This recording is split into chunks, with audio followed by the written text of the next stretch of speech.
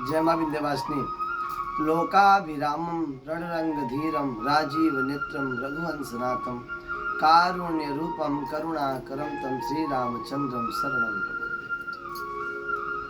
मित्रों, मैं अनुपम ज्ञान दर्शन से आचार्य अनुपम महाराज, विंध्याचल धाम विंध्यधाम, हमारे चैनल के सभी सब्सक्राइबरों को धनतेरस एवं दिवाली की ढेर सारी शुभकामनाएं।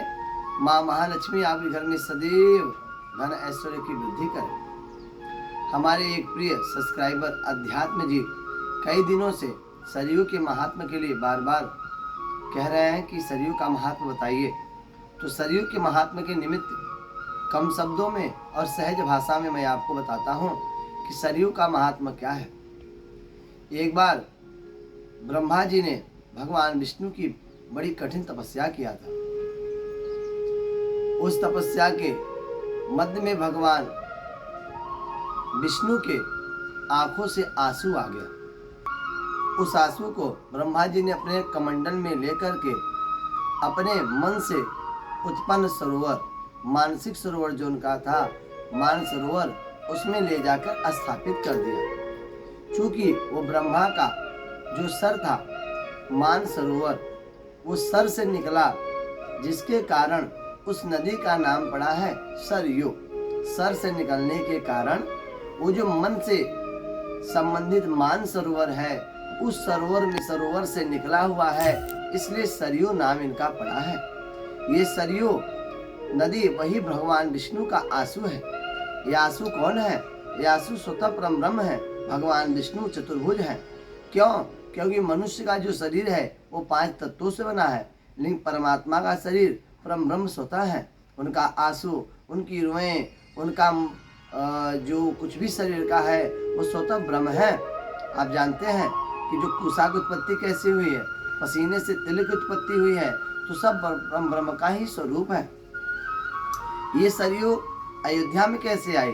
जब इसको वशिष्ठ जी ने घोर तपस्या किया तब ये अयोध्या में आई है, वो भी बताते हैं। कहें जब ब्रह्मा जी ने इसे मान सरोवर में स्थापित कर दिया तो ये अयोध्या में कैसे आई? तो अयोध्या में लाने के लिए वशिष्ठ जी ने, जैसे भागीरथी गंगा को भागीरथ जी ने तपस्या करके लाए हैं, वैसे ब्रह्मा जी की घोर तपस्या किया वशिष्ठ जी ने। और ब्रह्मा जी से निवेदन किया कि कोई ऐसी सरिता, कोई ऐसी दिव्य नदी होनी चाहिए जिसे अयोध्या में रहने से हमें संध्या में, ध्यान में, उपासना में, स्नान में किसी प्रकार की समस्या न हो। तो ब्रह्मा जी ने कहा कि आप सरयू की उपासना करें, सरयू आएंगी। ब्रह्मा जी के कहने पर वशिष्ठ जी ने सरयू का तपस्या किया और फिर सरयू नदी भगवान वशिष्ठ की कृपा से, उनकी घोर तपस्या के कारण वो अयोध्या आई हैं, वशिष्ठ जी के कारण आई हैं। जिस प्रकार से गंगा का नाम भागीरथ्या है, वैसे सरयू का भी नाम वशिष्ठा है और वशिष्ठा नाम से भी जानी जाती हैं। सरयू के आने से भगवान राम बड़े प्रसन्न हुए और भगवान राम ने सरयू में ही अपना स्थान माना है। इसीलिए जो लोग भी सरयू में स्नान करते हैं वो भगवान की कृपा के पात्र होते हैं एवं सरयू में स्नान करने से वो भगवान के पास होते हैं। ऐसी महात्मा है।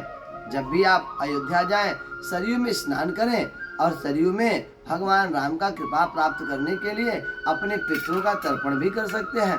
सरयू में 3 स्थान है, 3 दिशा जिधर से सरयू प्रवाहित होती है, पूरब, पश्चिम और उत्तर। ये 3 दिशाओं में सरयू विराजमान है और यहाँ स्नान करने से आपके जन्म जन्मांतर के समस्त पाप समाप्त होते हैं। सरयू में स्नान करने से भगवान राम की सदा चरण कृपा दृष्टि आप पर बनी रहती है।